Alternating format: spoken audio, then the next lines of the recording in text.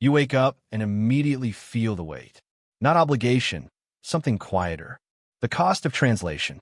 Every morning, you're learning a new language, translating yourself into versions that make sense to other people. Here's what nobody says. While you're translating, your nervous system is working.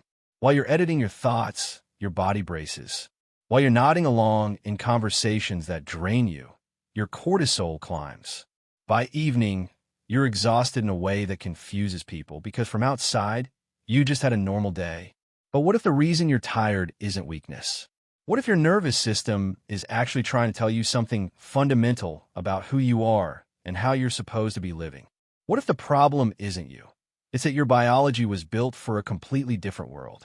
This is where Sigma females live. In that gap, in that constant, invisible, utterly exhausting negotiation between their actual operating system and a society that has no idea what they're built for. 1. The Sigma blueprint. The Sigma female exists outside the traditional hierarchy, not because she's rebelling, but because she genuinely doesn't experience it the same way. While alpha women climb ladders and beta women find stability within systems, the Sigma is off somewhere else entirely. This isn't antisocial. This is architecture. Her brain is organized differently. Her value system prioritizes internal consistency over external approval.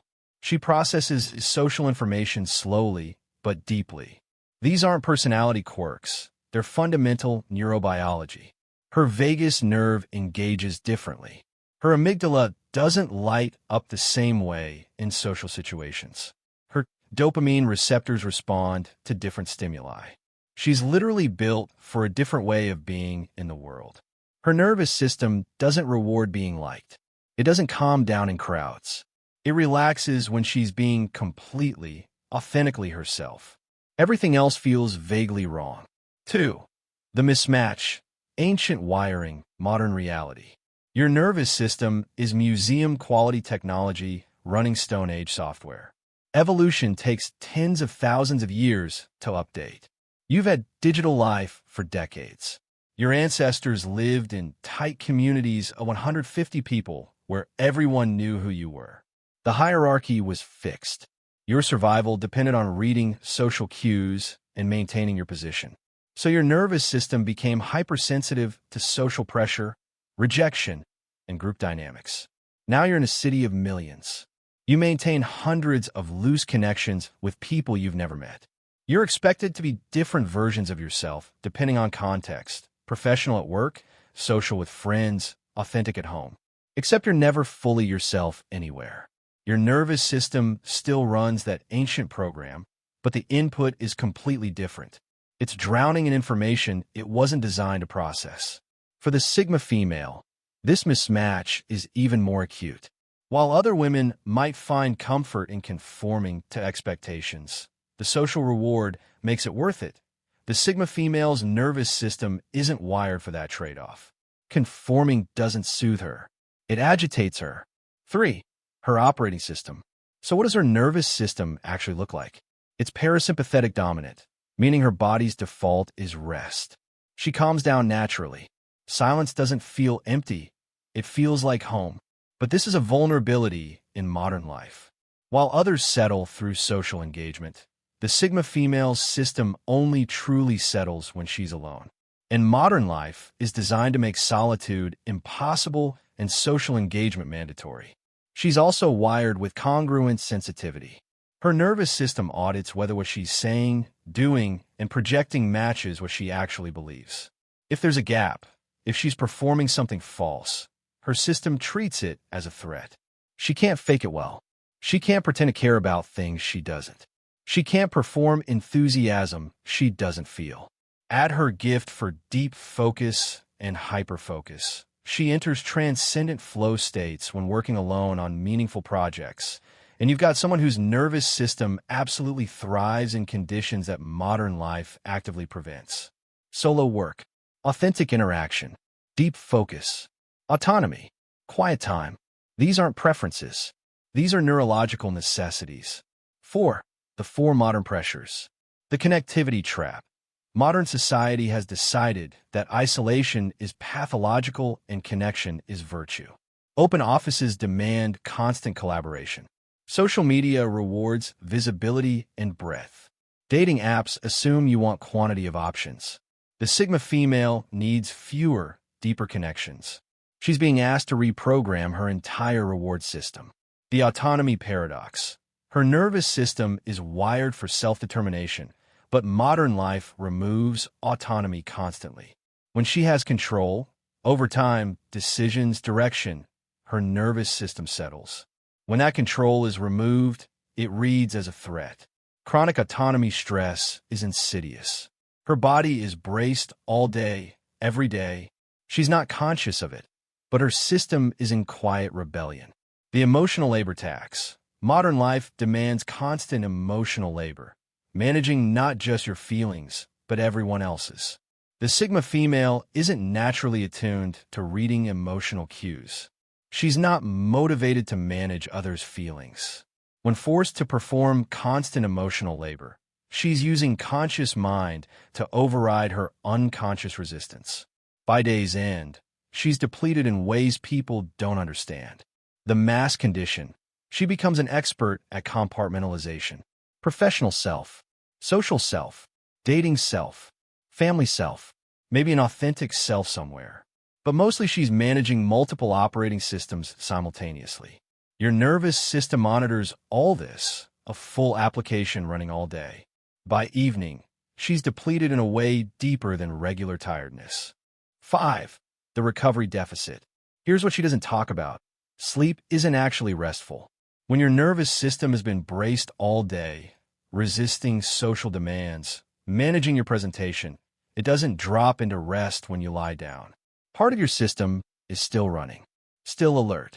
She often has that particular sleep issue where her brain won't quiet.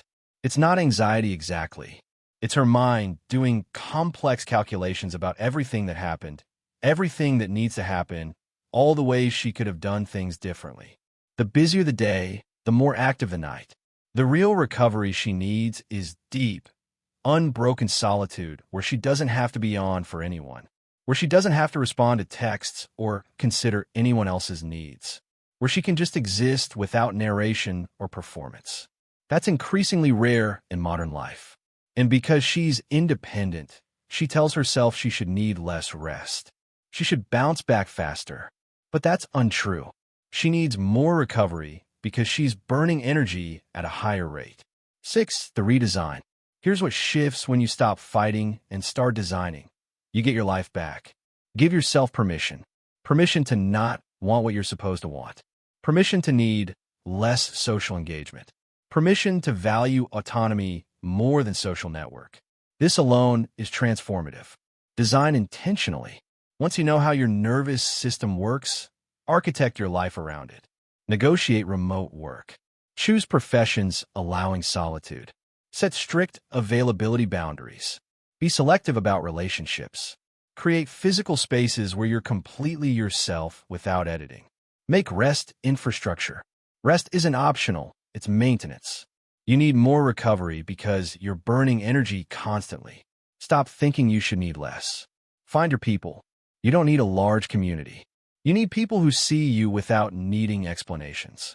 These people are rare, but specifically looking for someone like you. Redefine success. Success doesn't have to be visible or impressive. It can be quiet. A life where you're productive on your terms, in your direction, with genuine peace instead of constant performance. 7. Your action plan. Protect autonomy zones. Define areas where you have complete control. Non-negotiable. When you have domains where your decisions are final, everything else becomes manageable. Set explicit boundaries.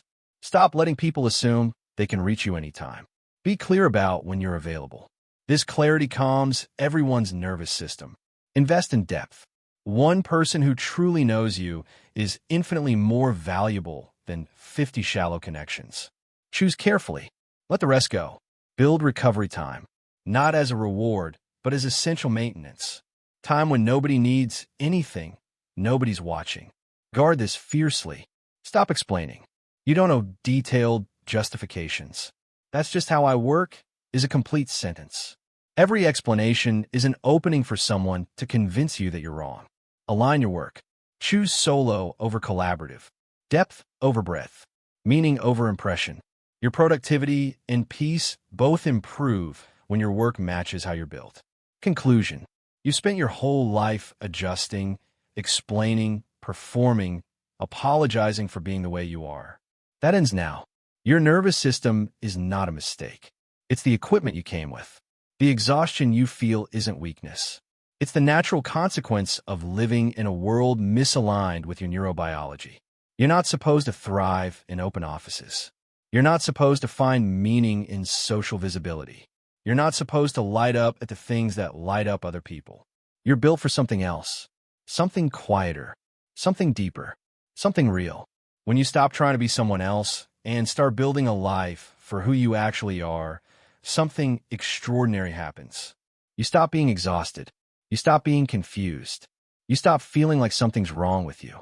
Your job is to find that world, or create it, because the Sigma female nervous system, which was never built for modern society, deserves to finally come home.